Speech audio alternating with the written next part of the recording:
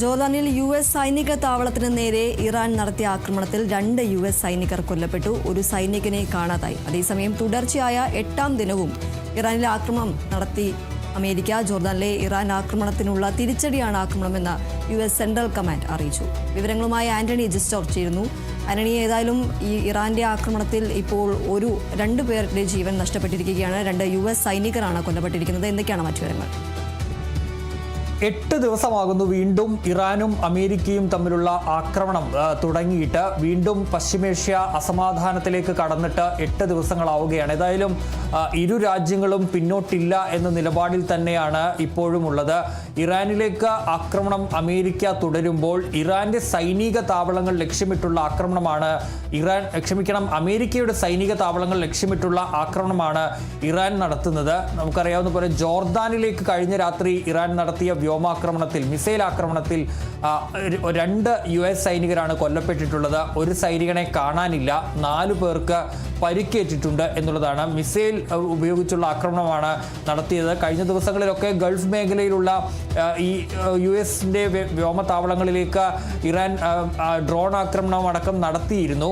പക്ഷേ കാര്യമായ നാശനഷ്ടങ്ങളൊന്നും ഉണ്ടാക്കാൻ കഴിഞ്ഞിരുന്നില്ല. കറക്റ്റായി ആ ആക്രമണങ്ങളെ ചെറുക്കാൻ ബഹ്റൈനും കുവൈറ്റിനും ഒക്കെ കഴിഞ്ഞിരുന്നു. ഏതായാലും പക്ഷേ ജോർദാനിൽ ശക്തമായ ആക്രമണമാണ് ഇറാൻ നടത്തിയത്. അതിലാണിപ്പോൾ ഈ 2 സൈനികർ കൊല്ലപ്പെട്ടിരിക്കുന്നത്. അവരുടെ കൂടുതൽ വിവരങ്ങൾ ലഭ്യമായിട്ടില്ല.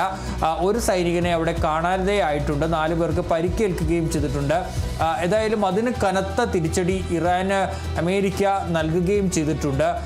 ഖേഷം അടക്കമുള്ള ദ്വീപുകളിൽ ആക്രമണം നടത്തിയിട്ടുണ്ട്. ഖേഷം ദ്വീപിൽ ഏതാണ്ട് 6 മിസൈലുകൾ ആണ് ഈ ആക്രമണത്തിന്റെ ഭാഗമായി പതിച്ചത്. മറ്റിടങ്ങളിലും ശക്തമായ ആക്രമണമാണ് അമേരിക്ക നടത്തുന്നത്. ഏതായാലും അമേരിക്കൻ പ്രസിഡന്റ് ഡൊണാൾഡ് ട്രംപിന്റെ നിർദ്ദേശപ്രകാരമാണ് ഈ ജോർദാനിലെ ആക്രമണത്തിന് മറുപടിയായി വീണ്ടും ഇറാനിൽ ആക്രമണം നടത്തിയത് എന്നുള്ള കാര്യമാണ് യുഎസിന്റെ സെൻട്രൽ കമാൻഡ് അറിയിച്ചിരിക്കുന്നത്. വിവിധയിടങ്ങളിൽ ഇത്തരത്തിൽ ആക്രമണം നടത്തിയിട്ടുണ്ട് എന്ന കാര്യം യുഎസ് സെൻട്രൽ കമാൻഡ് സ്ഥിരീകരിക്കുകയും ചെയ്യുന്നുണ്ട്. അങ്ങനെ ഇരു രാജ്യങ്ങളും ആക്രമണം ശക്തമാക്കുകയാണ്. അതിനിടെ ഈ ഇറാന്റെ പരമോന്നത നേതാവ് മുജ്തബ ഖമനയുടെ ഒരു പ്രസ്താവന കൂടി പുറത്തേക്ക് വരികയും ചെയ്തിട്ടുണ്ട്. അത് ഡൊണാൾഡ് ട്രംപിന് എതിരെയാണ്. ഡൊണാൾഡ് ട്രംപിന്റെ ഒപ്പിന് യാതൊരു വിലയുമില്ല, വിശ്വാസ്യതയുമില്ല എന്ന് അദ്ദേഹം തെളിയിക്കുകയാണ്. ഈ സമാധാന കരാറ് നിരന്തരമായി ലംഘിക്കുകയാണ് ഡൊണാൾഡ് ട്രംപ് എന്നുകൂടി മുജ്തബ ഖമനൈ പറഞ്ഞിട്ടുണ്ട്. ഈ ആക്രമണത്തിന് ശേഷം കുറേ നാളായി ഖമനൈയെക്കുറിച്ച് യാതൊരു വിവരങ്ങളുമില്ല. ഈ മുജ്തബ ഖമനൈ കൊല്ലപ്പെട്ടു എന്നുള്ള വിവരങ്ങളൊക്കെ വരുന്നതിനിടയിലാണ് ഇന്നലെ ഒരു പ്രസ്താവന ഖമനൈയുടെ ഭാഗത്തു നിന്ന് വരികയും ചെയ്തിട്ടുള്ളത്. ഏതായാലും ശക്തമായ ആക്രമണം ഇരു രാജ്യങ്ങളും തുടരുകയാണ്.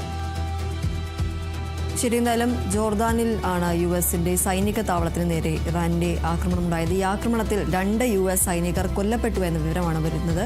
ഒരു സൈനികനെ കാണാതായിട്ടുമുണ്ട്. അതേസമയം തുടർച്ചയായ 8ാം ദിവസവുമാണ് ഇറാനിൽ അമേരിക്ക ആക്രമണം നടത്തുന്നത്. ജോർദാനിലെ ഇറാൻ ആക്രമണത്തിനായുള്ള തിരിച്ചടിയാണ് ആക്രമണമെന്ന് യുഎസ് സെൻട്രൽ കമാൻഡും അറിയിക്കുന്നു.